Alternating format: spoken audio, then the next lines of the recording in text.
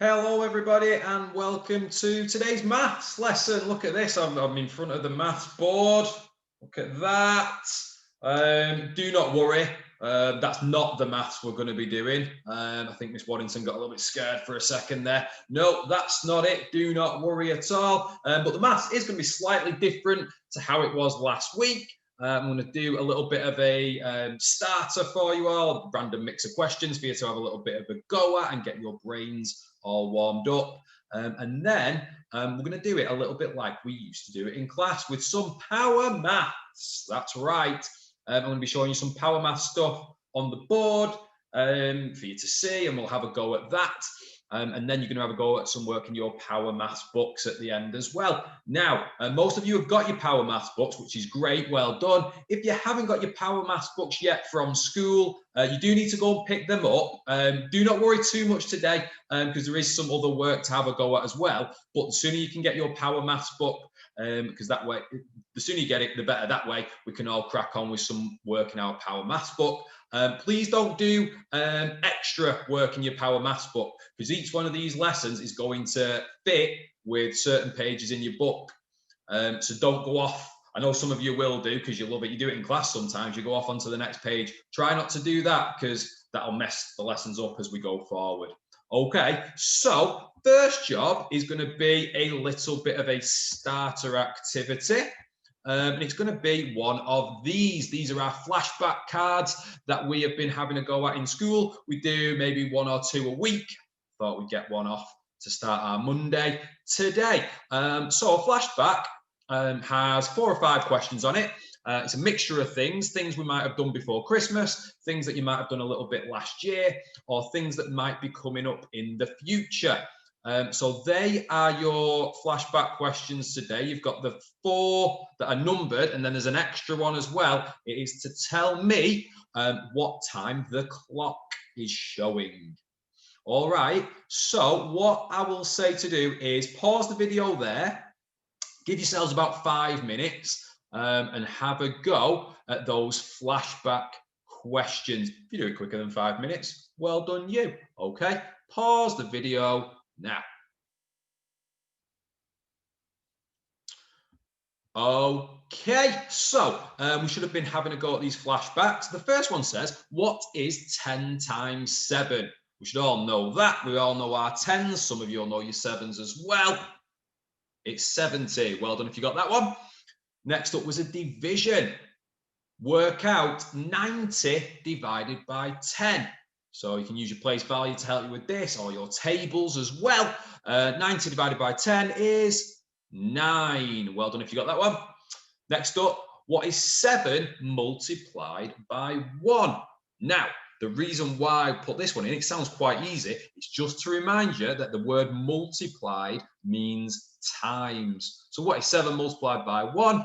7 times 1 is, of course, 7. Dead easy.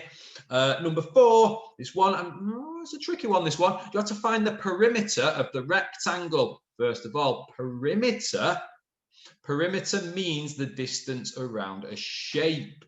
So this one's a bit tricky because they've only told us what 2 of the lengths of this rectangle are. We've got a 12 and we've got a 3. But if you remember some special things about rectangles, you'll know that this side here, this 12 centimeters, must be the same as this one. So this long side up here is also 12. And just like that one, if it says 3 here, then this one must also be 3. So you've got a 12, a 12, a 3, and a 3. You add them all up and you get 30 centimeters. Well done if you got that one. That was a bit tricky if you weren't sure about perimeter. Now you are. And the last question, I asked you to tell me what time was on the clock. It's up here. First of all, look at your minute hand. Some people might have put 3 minutes past. Don't do that because that's the hours. This minute hand has gone a quarter of the way round the clock. So it's quarter past something. Let's look at our hour hand now. What hour has that just gone past? It's just gone past the 7. So that must mean it's quarter past 7. If you put 7:15, that is also correct because the minutes work like this: 5, 10, 15. So 7:15, 7:15 for the clock. Well done if you got that one. And that was our flashback. We'll do another one of those maybe tomorrow. Maybe we'll do something different tomorrow and do one of them on Wednesday. That's just to get you back in the habit of warming your brains up at the start of these maths lessons. Okay, so like I said, we're going to do it slightly different today. So let's have a look at this. Let's see if this works. There you go. Today, we're going to be comparing multiplication and division statements. That sounds a little bit fancy. It sounds a little bit tricky. It's not going to be. It's going to be pretty easy. If you're comparing something, you are looking at one thing and seeing how that works with another. So we've done comparing symbols before. Does anybody know what comparing math symbols we have used before? You can pause the video there, talk amongst yourselves, talk to your teacher, to your people at home. Okay, the comparing symbols we've used are greater than, less than, and equal to, equals. Okay, so they're all things that are going to be useful today thinking about our multiplication and division statements. Let's move on if we can. Let's have a look. Okay, great. So when we're in class and we're doing our maths, I'll show you some pages from the Power Maths Teacher's Guide. And here is today's. Usually you get a bit of a situation with some characters, they're doing something, and then I will ask you some questions and you can have a go at working those out. What I think will be a good thing, if you've not already, get yourself some paper, or if you're in school, get your whiteboards and pens out, and you can have a go at answering some of these questions. So first of all, we've got Richard and we've got Lexi. Hello, Lexi, year 4. Always gets a bit of action on these maths videos. She's on again. So we've got Richard and Lexi, and they've got some fruit. I don't know if they're selling it or what. It looks like it. They're out in the garden selling their fruit. And they've got apples and pears, it looks like. So question 1A, it says, who has more apples? Is it Richard or Lexi? Okay, so have a look. You've got some packs of apples there. For Richard, and for Lexi, you need to say who has got the most. So you might have to do some comparing and you might have to do some working out as well. So stop the tape. Pause the video and have a little go at that one. Who's got the most apples, Richard or Lexi?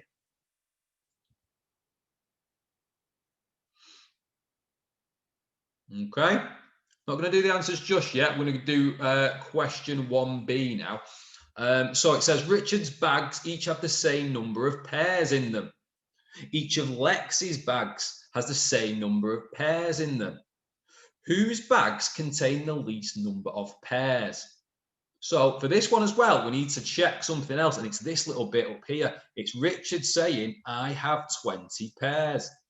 And it's Lexi saying, I have the same number of pears as Richard. Okay, so they've both got the same amount of pears, 20. But then look what we've got. We've got Richard and his bags of pears. We've got Lexi and her bags of pears. You need to tell me whose bags contain the least number of pears. Bit tricky. Have a little think. You're going to have to do some comparing again and maybe some working out. Pause the video. Have a little go at that.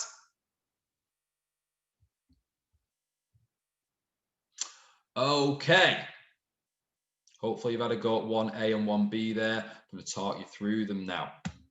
So 1A was all about the apples that the two people had. There's 3 apples in each pack. We can see that. You can just look, can't we? We can see that there's 3 in each of the packs. Richard has got 4 packs. So he's got 4 lots of 3 apples. He's got 4 times 3, which is 12.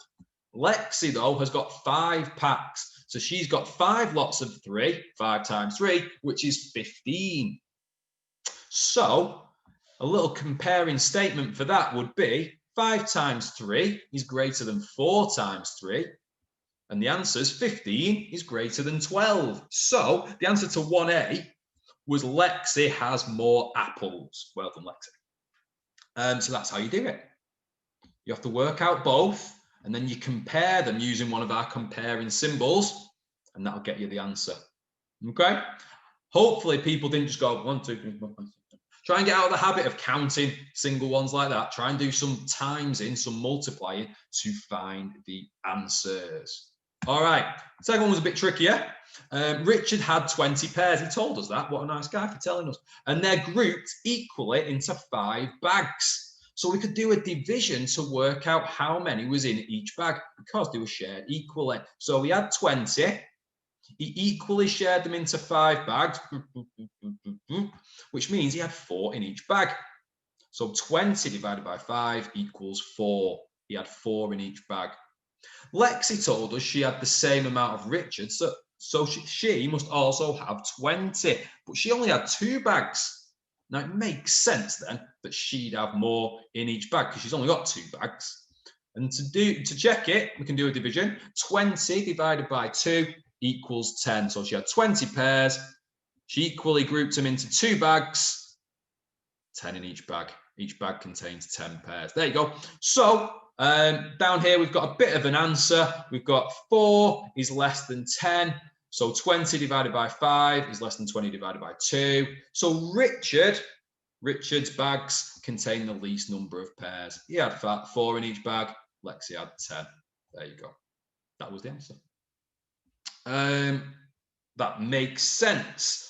So a couple more questions for you to have a go at on your whiteboards or on your scrap pieces of paper. I don't want to say too much about these. I want you to have a go. So first of all, we've got who has the least number of bananas. Make sure you read these questions correctly because sometimes it'll say most, sometimes it'll say least. So read them very carefully. This one, we want to know who's got the least number of bananas. So each bunch of bananas there has 4 in it. So you need to have a go at who has the least number of bananas. And you can do that in a second. And then the next one says, whose boxes of melons weigh the most in total? So don't worry about how many melons are in each box. Worry about how many they've got. So each box of melons weighs 2 kilograms. But look how much Richard's got. Look how much Lexi's got. And then you need to tell me whose melons weigh the most. Was it Richard or is it Lexi? Okay. I'll pause the video there. I was going to pause. Pause the video. Have a go at those.